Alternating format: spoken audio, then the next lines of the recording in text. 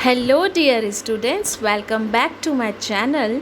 और ये है वीडियो नंबर 2, पार्ट 2 किससे related, chapter 1 of your history book that is our past. And chapter का नाम है हाउ, व्हेन एंड वेयर।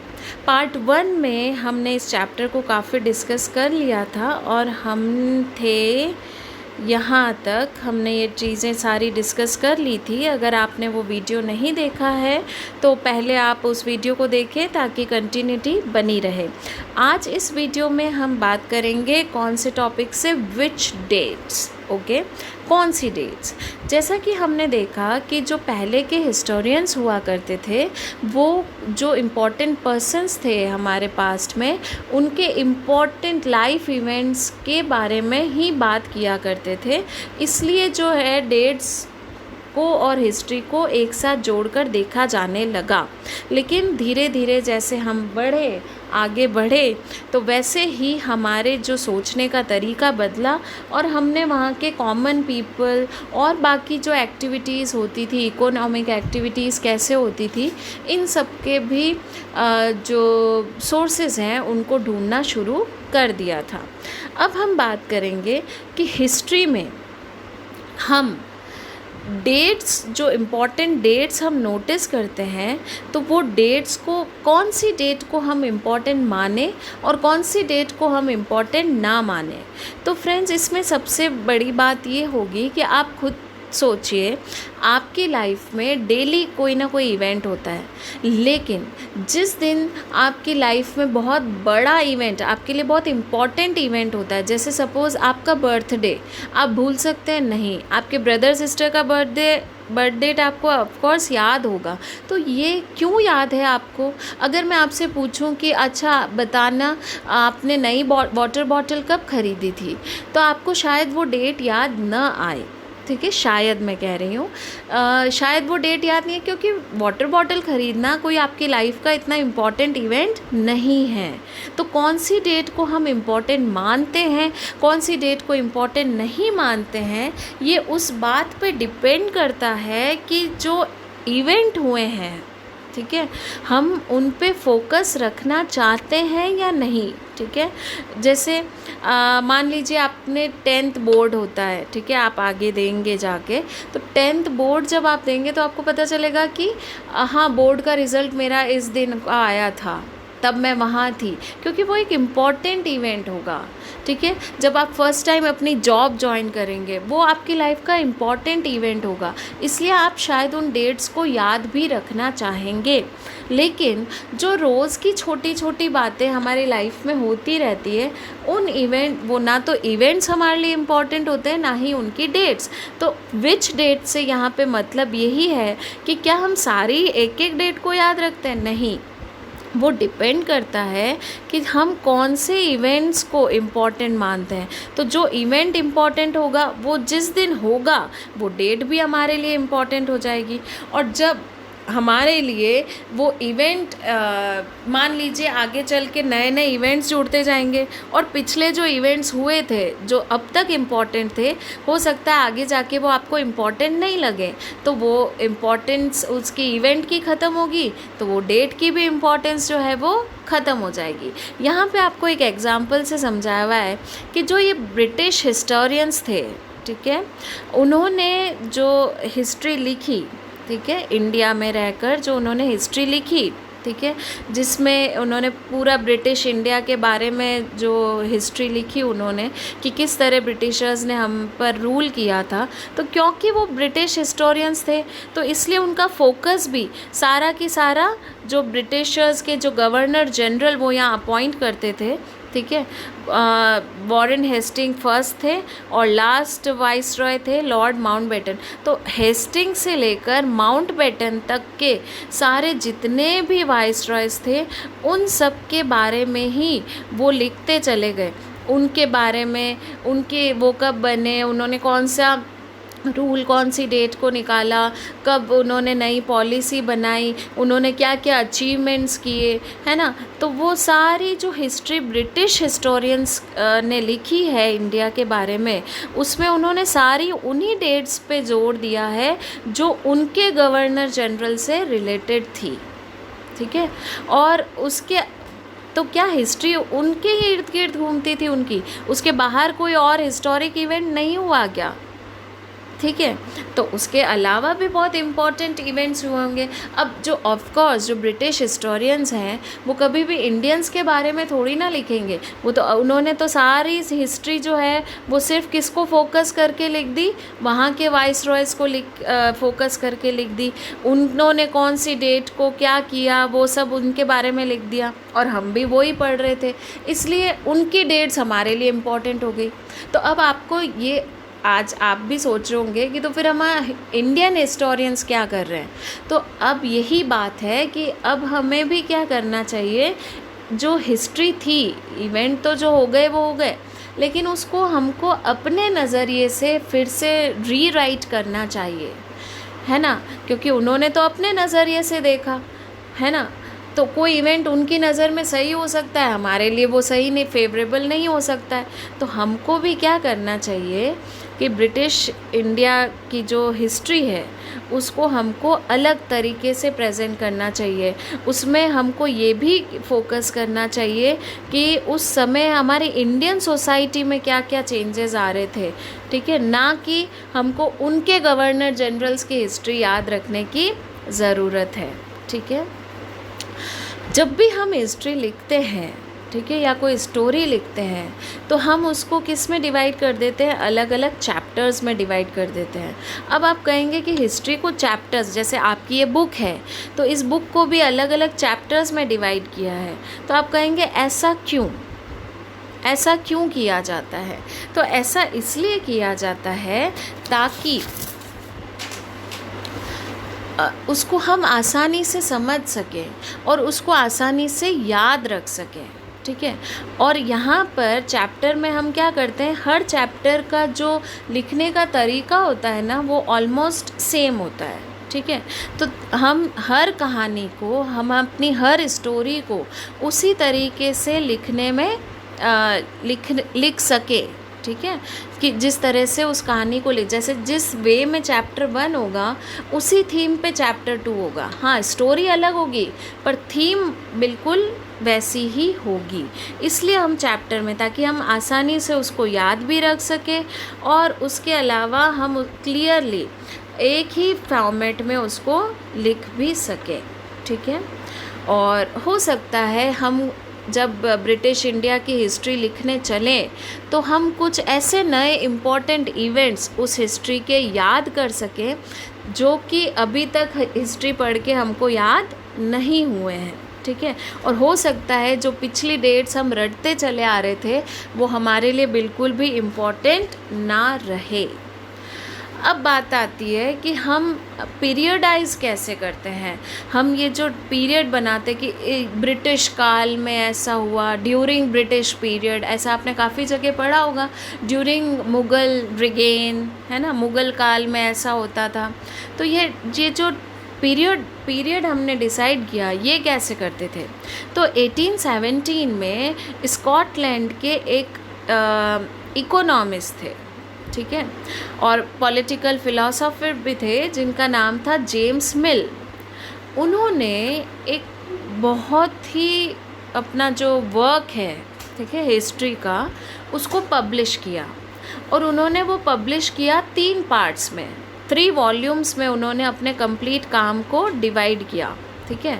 अपने पूरे इतने लंबे चौड़े काम को उन्होंने 3 वॉल्यूम वर्क में डिवाइड किया, ठीक है।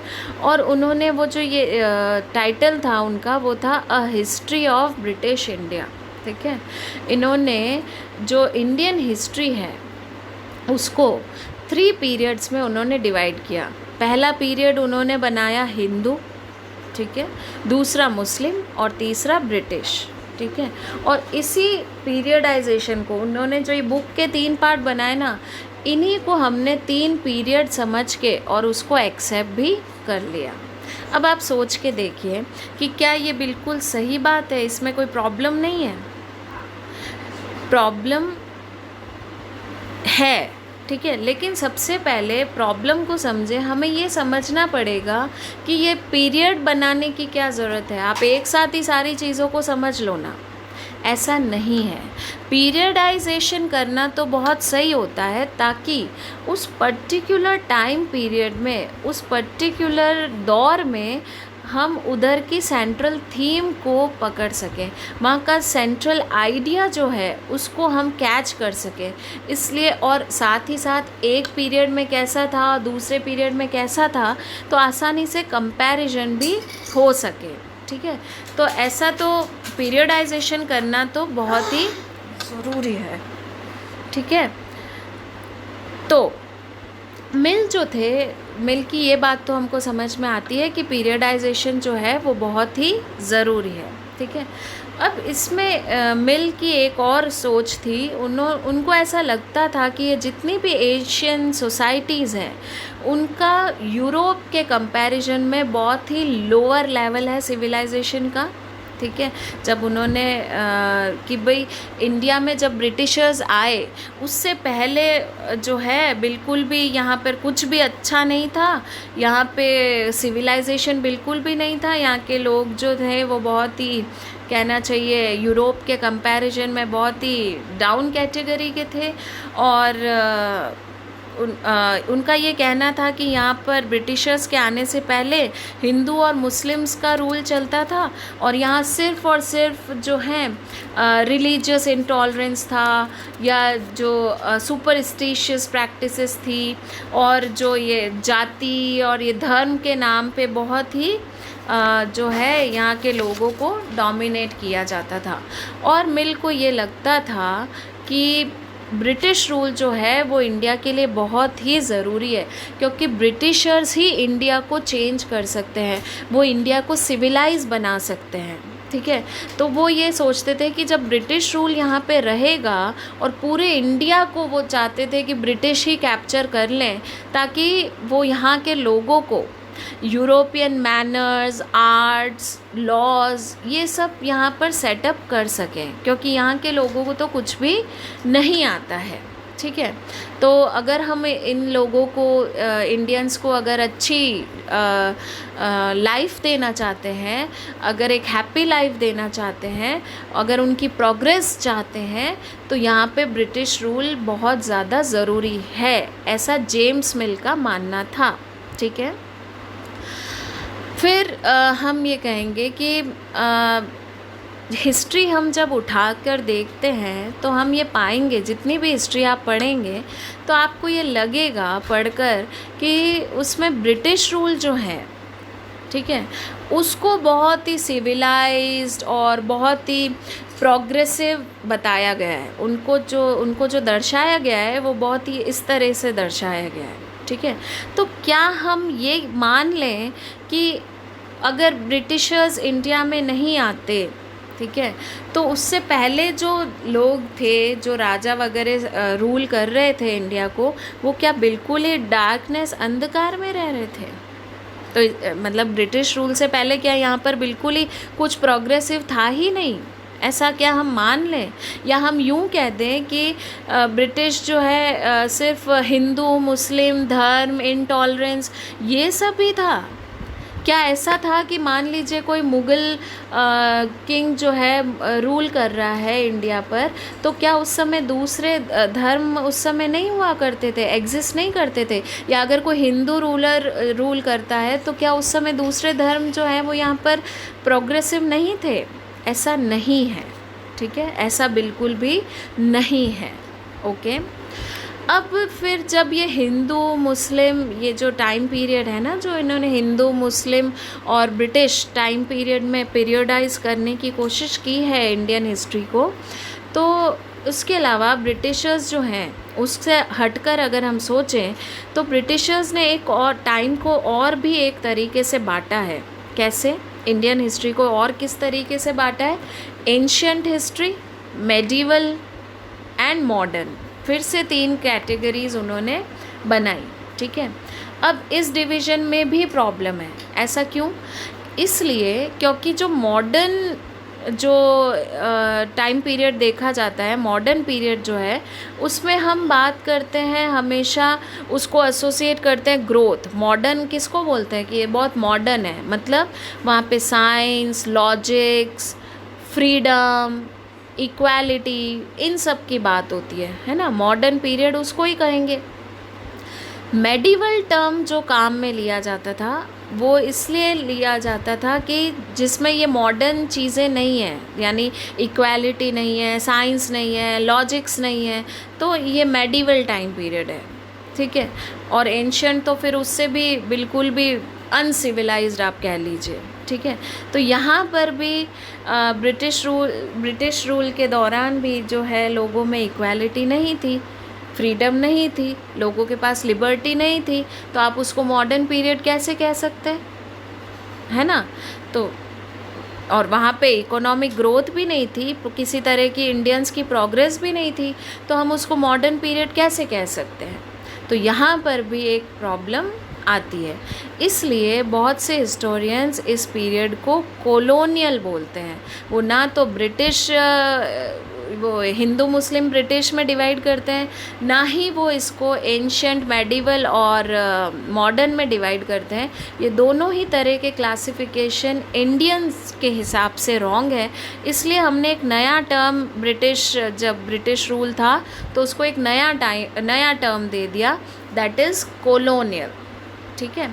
अब हम समझेंगे कि इस कॉलोनियल का मतलब क्या होता है, व्हाट इज़ कॉलोनियल, ठीक है। आपने ये नया टर्म तो दे दिया, तो इसका मतलब क्या है, ठीक है। तो कॉलोनियल का मतलब ये होता है कि जब कोई एक कंट्री दूसरे कंट्री को हर तरीके से, चाहे वो पॉलिटिकल हो, इकोनॉमिक हो, सोशली हो, कल्चरली हो, हर तरीके से चेंज कर दे, उसको कोलोनाइजेशन कहते हैं, ठीक है। ये डेफिनेशन आपकी यहाँ पे दे भी रखी है, ये रहा, ठीक है।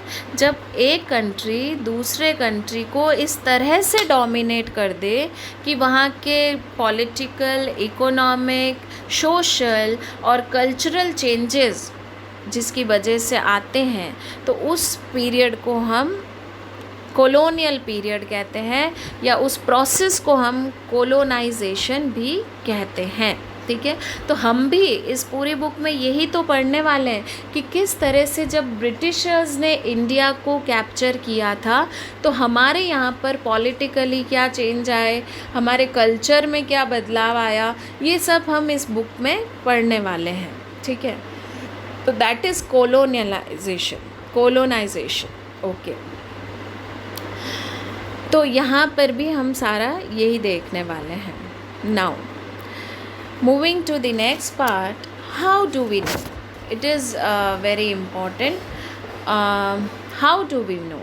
जब कोई हिस्टोरियंस कोई रिसर्च करता है तो ऑफ कोर्स उसको ऐसे ही तो कुछ अपना पास्ट नहीं दिखाई देता होगा, है ना। तो ये लोग किस तरह से जो है ये बताते हैं कि पास्ट में इस तरह के इवेंट हुए, वो कौन कौन से सोर्सेज की हेल्प लेते हैं, ठीक है। पिछले 250 साल पहले की बातें, पिछले 250 साल की इंडियन हिस्ट्री को आप कैसे लिख सकते हैं? तो ऑफ कोर्स आपके पास कोई बेस तो होना चाहिए, ठीक है। तो यहाँ पर हमारे पास बहुत सारा रॉ मटेरियल होता है, बहुत सारे सोर्सेज होते हैं जिनसे कि आप ये काम आसानी से, आपके लिए आसान हो जाता है, ठीक है। उसमें सबसे इम्पॉर्टेंट जो सोर्स होता है, these are official records of British administration. जो ब्रिटिशर्स ने जब यहाँ पे रूल किया ना, तो इनको ये लगता था कि जो राइटिंग है वो बहुत इम्पॉर्टेंट चीज़ है। उनको ऐसा लगता था कि हम जो भी प्लानिंग करें, हम कोई भी नया रूल निकालें, हम कोई भी डिसीजन लें, कोई भी इन्वेस्टिगेशन करें, कोई भी एग्रीमेंट करें, कुछ भी करें, उसको क्लियरली हमको लिख लेना चाहिए, ठीक है, ताकि एक बार जब उसको लिख लें तो उसके बारे में बाद में भी हम विचार कर सकते हैं, बाद में भी उसको पढ़ सकते हैं, बाद में भी उसके ऊपर चर्चा कर सकते हैं। ठीक है, तो इसलिए उन्होंने जो है बहुत ही ये एक इम्पॉर्टेंट राइटिंग, हर चीज़ की writing in a written form, ये हैबिट डेवलप की, और उसी से मेमोज, नोटिंग्स और रिपोर्ट्स का कल्चर हमारे इंडिया में आया। ठीक है, और इसके साथ साथ ब्रिटिशर्स को ऐसा भी लगता था कि जितने भी इम्पॉर्टेंट डॉक्यूमेंट्स हैं, जितने भी इम्पॉर्टेंट लेटर्स वगैरह हैं, उनको केयरफुली हमको प्रिजर्व यानी सुरक्षित भी रखना चाहिए। उसके लिए उन्होंने रिकॉर्ड रूम्स भी बनाए। ठीक है, जितने भी ऑफिसेज उनके होते थे, हर ऑफिस में उनका अपना क्या होता था, रिकॉर्ड रूम, ताकि उस ऑफिस में से जितने भी लेटर गए, जितने लेटर उस ऑफिस में रिसीव हुए, उस ऑफिस से जो भी रूल्स बने, जो भी बातें डिस्कस हुई, वो सब रिटन फॉर्म में रिकॉर्ड्स रूम में एकदम केयरफुली, एकदम प्रिजर्व रह सके। ठीक है, तो लेटर जो ये एक ऑफिस से दूसरे ऑफिस लेटर जाते हैं, ये सारी बातें ये लोग रिकॉर्ड किया करते थे। तो हमारे लिए यही जो डॉक्यूमेंट्स हैं, जो उन्होंने तब से सेव कर रहे थे हमारे लिए, तो उसी से आज हम इतनी हिस्ट्री जो है ब्रिटिशर्स की जान पाए हैं। ठीक है, ब्रिटिशर्स को ये भी लगता था कि कंट्री को अगर हमें पूरा रूल करना है, अगर हम तो इस कंट्री को जानना पड़ेगा। ठीक है, और उस कंट्री को अच्छे से जानने के लिए हमें उसके हर छोटी से छोटी जगह जाना पड़ेगा, और पूरा कंट्री के एक एक गांव के हम सारे सर्वेस करेंगे। सर्वे मतलब होता है पूरी उनके बारे में नॉलेज इकट्ठा करेंगे, पूरी इन्फॉर्मेशन इकट्ठा करेंगे। इन्फॉर्मेशन किस तरह से कि कितने लोग रहते हैं, वो लोग क्या काम करते हैं, वहाँ किस तरह का फ्लोरा एंड फौना है, वहाँ की सॉइल क्वालिटी कैसी है, क्योंकि हम ये जानते हैं कि ब्रिटिश इंडिया के टाइम पर जो हमारा कंट्री है इंडिया, वो एग्रीकल्चरल डोमिनेंट नेशन था। ठीक है, वहाँ पे खेती बाड़ी 95% of the population is directly dependent upon agriculture.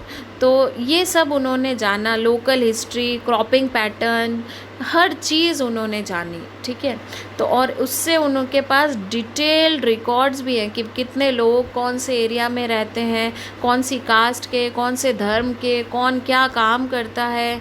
उसके अलावा उन्होंने वहाँ की कौन से पेड़ पत्तियाँ, वहाँ पर कौन से किस तरह के जानवर, हर तरह के फॉरेस्ट, जंगलों का सर्वे, ये सब भी उन्होंने किया।